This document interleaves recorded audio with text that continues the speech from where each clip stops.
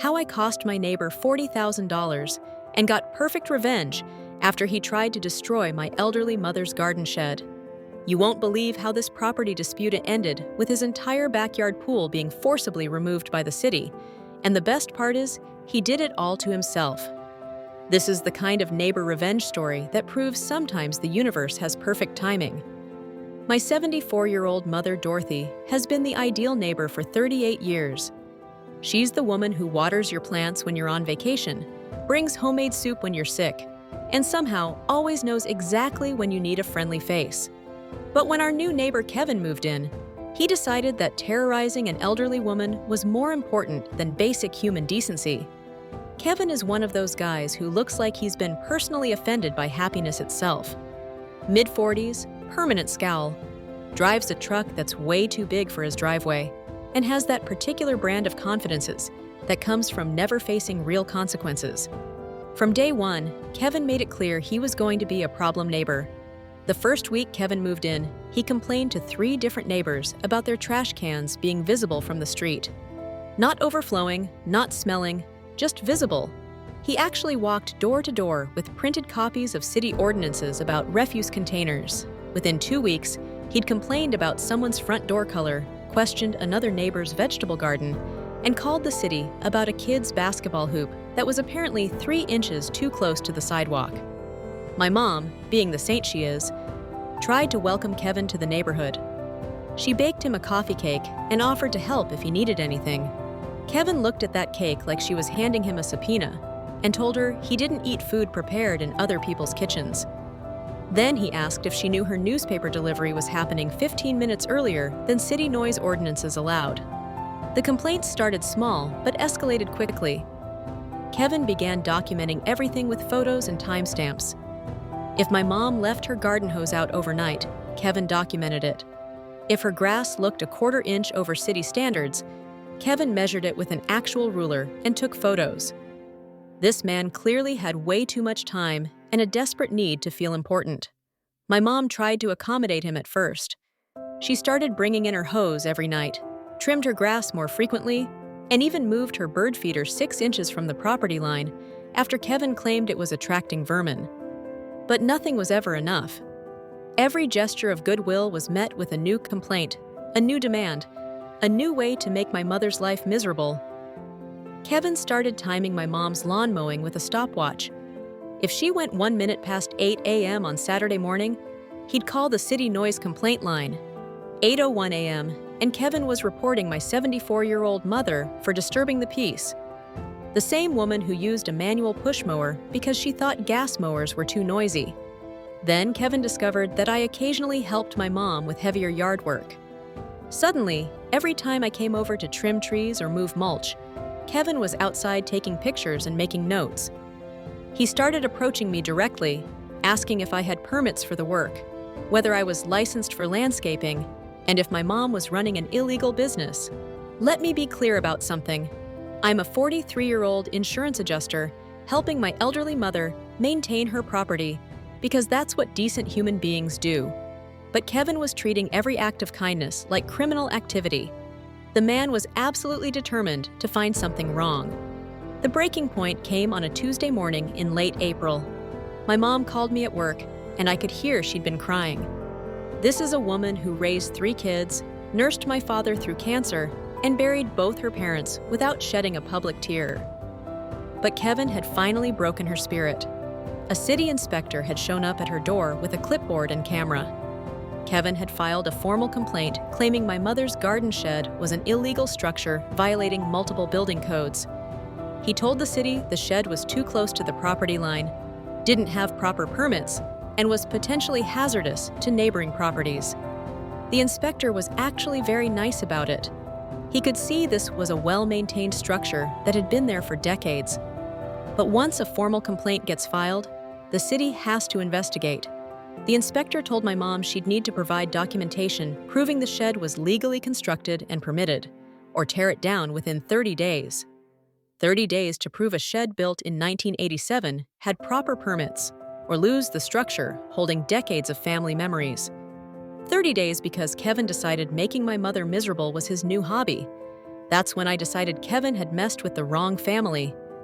I took a personal day and drove straight to my mom's house. She was sitting at her kitchen table with old papers, trying to find documentation about the shed. She looked so small and defeated. That's when I realized this wasn't just about property disputes. This was about a bully who thought he could terrorize an elderly woman because she was too polite to fight back. Kevin made one crucial mistake. He assumed my mom was alone in this. He thought he could push and push without consequences. What Kevin didn't realize is that my mom raised kids who learned her example of kindness, but we also learned our father's example of protecting what matters. I told my mom not to worry about the shed documentation. I'd handle Kevin's complaint, but I was going to handle it my way. Sometimes the best defense is a good offense. Kevin wanted to play games with city regulations? Fine. Let's see how well his own property held up under that same level of scrutiny. That evening, I took a walk around the neighborhood. Not suspicious, just a concerned son checking out his mother's area. What I discovered during that innocent evening stroll was that Kevin's property was a virtual goldmine of potential code violations. Let's start with the obvious one. Kevin had installed a massive above-ground pool in his backyard without a single permit. I'm talking about a pool that was easily 24 feet in diameter and 4 feet deep. That's not a kiddie pool from the store. That's a structure requiring permits, inspections, and compliance with dozens of safety regulations. But the pool was just the beginning. Kevin had also installed professional pool lighting clearly connected to his house's electrical system without visible electrical permits. He'd poured a concrete pad for pool equipment extending right to the property line without setback permits. He'd installed a vinyl fence around the pool area, definitely over height limits without proper permits. The more I looked, the more violations I found. Kevin had installed a hot tub adjacent to the pool, also without permits. He'd run electrical lines to power pool equipment and outdoor lighting, definitely without electrical permits. He'd even installed what looked like a permanent outdoor bar area, complete with plumbing for a sink, and I was willing to bet he didn't have permits for any of it. While Kevin was obsessing over every blade of grass on my mother's property, he'd been building his own little unpermitted paradise right next door. The man complaining about the legality of a 37-year-old garden shed had installed thousands of dollars worth of unpermitted structures in his own backyard. I spent the next 3 days doing research. I pulled every permit record I could find for Kevin's address, and just as I suspected, he hadn't filed for a single permit since moving in. Not one. Every structure, every electrical connection, every concrete pour had been done without city approval. Kevin's backyard was basically an unpermitted construction zone. I didn't rush into anything. Kevin had taught me the value of documentation, so I documented everything. I took photos from public areas with timestamps and locations. I researched city codes for pools, electrical work, setbacks, and fence heights. I found specific regulations about permanent outdoor kitchens and entertainment areas. By Friday, I had a folder thick enough to choke a horse, filled with photographs, code references, and detailed breakdowns of every violation on Kevin's property. But I still wasn't ready to make my move. Kevin had given my mother 30 days, so I figured I'd give him the same courtesy. On Saturday morning, I knocked on Kevin's door. When he answered, I introduced myself as Dorothy's son and asked if we could have a conversation about the neighborhood situation. Kevin immediately got defensive, saying he'd done nothing wrong and that if my mother's shed was legal, she should have no problem providing documentation. I stayed calm and told Kevin I understood his concerns about property values and legal compliance. I said I appreciated neighbors who cared about following city regulations and wondered if he'd like to work together to make sure everyone was following applicable codes. Kevin's eyes lit up like I'd offered him a promotion. Then I mentioned I'd noticed he'd made really nice improvements to his property and asked if he'd gotten necessary permits for his pool installation. Kevin's expression changed immediately. He started stammering about how the pool was temporary and he hadn't realized permits were necessary for above-ground pools. I smiled and told Kevin I was sure it was just an oversight, and I'd be happy to help him research permit requirements for all his backyard improvements. After all, If we were going to be sticklers for city regulations, we should make sure everyone was complying equally. Kevin mumbled something about looking into it and practically slammed the door. That's when I knew I had him. The following Monday, I filed my own report with the city, but unlike Kevin's petty complaint about my mother's shed, my report was thorough, detailed, and devastating. I provided photos, measurements, code references, and a comprehensive list of every unpermitted structure and improvement on Kevin's property. I reported the unpermitted pool installation violating setback requirements and safety regulations. I reported unpermitted electrical work potentially creating fire hazards. I reported unpermitted concrete work exceeding allowable surface ratios. I reported the unpermitted fence exceeding height restrictions. I reported the unpermitted outdoor kitchen violating residential zoning requirements. Here's the difference between Kevin's complaint and mine. Kevin was fishing, hoping to find some technicality to harass my mother. My complaint was based on obvious, visible, clearly documented violations anyone could see from the property line. The city responded quickly. By Wednesday, Kevin had 3 different inspectors at his house. By Friday, he'd received citations for multiple code violations with fines totaling over $8,000. But that was just the beginning of Kevin's problems. The real damage came when the city determined Kevin's pool installation wasn't just unpermitted, but actually dangerous. The electrical work didn't meet code, the placement violated safety setbacks, and the entire installation was deemed a public safety hazard.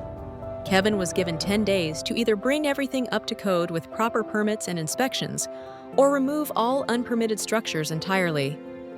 Kevin tried to get permits retroactively, but that's when he discovered why people get permits before building things.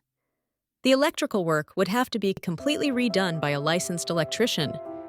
The concrete pad would have to be torn up and re-poured to meet setback requirements. The pool would have to be moved to a different location or removed entirely. The estimates for bringing everything up to code came in at over $25,000. Kevin had 2 choices: spend $25,000 to fix his unpermitted mess, or tear everything down and start over. Either way, his dream backyard was about to become a very expensive nightmare. But Kevin wasn't done making bad decisions. Instead of cutting his losses and complying, he decided to fight. He hired a lawyer and tried to argue the city was being unreasonable, that his improvements were minor and shouldn't require extensive permits, and that he was being unfairly targeted. That's when the city got serious. Kevin's lawyer apparently didn't understand that arguing with building inspectors is like arguing with physics. The codes exist for safety reasons, and you can't lawyer your way out of electrical hazards and structural violations. The city issued a final ultimatum. Kevin had 72 hours to begin compliance with all cited violations, or the city would take enforcement action. Enforcement action meant the city would hire contractors to remove all unpermitted structures and bill Kevin for the work, plus administrative fees and penalties. Kevin blinked first. On Thursday morning, I watched from my mother's kitchen window as contractors arrived at Kevin's house with heavy equipment. By noon, they were draining his pool. By evening, they were cutting it into pieces and hauling it away. The hot tub went next, then the electrical installations, then the concrete pad, then the outdoor kitchen area. It took 3 days to completely remove every trace of Kevin's unpermitted paradise. When they were done, Kevin's backyard looked like a construction zone, except instead of building something, they'd destroyed everything he'd spent months creating. The final insult came when Kevin received the bill. The city charged him for inspector time, contractor fees, equipment rental, disposal costs, and administrative penalties. The total came to just over $41,000. $41,000 to remove unpermitted structures Kevin could have simply not built in the first place. But remember why this all started? Kevin's complaint about my mother's 37-year-old shed? It turns out my father had actually pulled permits for that shed back in 1987. I found the records in city archives after about an hour of searching. The shed was completely legal, properly permitted, and had been inspected and approved decades before Kevin moved to the neighborhood. My mom kept her shed. Kevin lost his pool, his hot tub, his outdoor kitchen, and $41,000. All because he decided harassing an elderly woman was more important than following the same rules he demanded everyone else follow. The story spread through the neighborhood faster than gossip at a church social. Everyone knew Kevin had tried to bully Dorothy and ended up destroying his own property in the process. Kevin went from being the self-appointed neighborhood enforcer to being the cautionary tale about what happens when you mess with the wrong family. Kevin tried to rebuild his reputation by being friendlier to neighbors, but it was too late. Everyone had seen his true colors, and everyone knew his attempt to terrorize my mother had backfired spectacularly. The man who wanted to be the neighborhood's rule enforcer became the neighborhood's example of how not to be a neighbor. My mom still lives in her house, still tends her beautiful garden, and still keeps her tools in the shed my father built. Kevin still lives next door, but he keeps to himself now. He installed a small, properly permitted deck last summer, and I'm sure he dotted every I and crossed every T on those permit applications. The best part of this whole story is that I never had to lie, cheat, or break any rules to get my revenge. Kevin destroyed himself. All I did was hold him to the same standards he tried to impose on everyone else. Kevin wanted to live in a neighborhood where every structure was properly documented and permitted. Well, now he does. Sometimes the most satisfying revenge is simply giving someone exactly what they asked for. Kevin wanted strict enforcement of city regulations. He got strict enforcement of city regulations. He just never considered those regulations might apply to him too. My mom learned something important from this experience.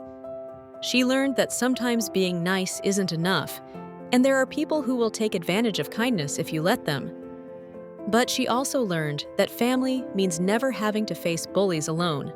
And me? I learned that patience and research are more powerful than anger and impulse. Kevin's hasty complaint about my mother's shed led to a quick investigation that found nothing wrong. My careful documentation of Kevin's violations led to consequences that followed him for years. The $41,000 bill wasn't just Kevin's punishment for trying to bully my mother. It was Kevin's education in why you should never start a fight you're not prepared to finish, especially when you're not fighting fair. Kevin thought he was targeting a helpless elderly woman living alone. Instead, he declared war on a family that believes in protecting what matters most. Kevin's pool is gone, but my mother's shed is still there, holding garden tools and family memories, just like it has for 37 years. And every time I see that shed, I'm reminded that sometimes the best revenge isn't getting even. Sometimes the best revenge is just letting someone destroy themselves while you document the process. That's how my neighbor's $40,000 pool disappeared overnight, and why you should never mess with someone's family unless you're sure your own house is in order. Because if you're going to demand perfection from others, you better make sure you can live up to those same standards yourself. And to anyone dealing with a neighborhood bully, remember this: bullies count on their victims being isolated and helpless. But when you stand up for what's right, document everything carefully, and refuse to be intimidated, sometimes the bully ends up being their own worst enemy. Kevin learned that lesson the hard way. $41,000 worth of hard way.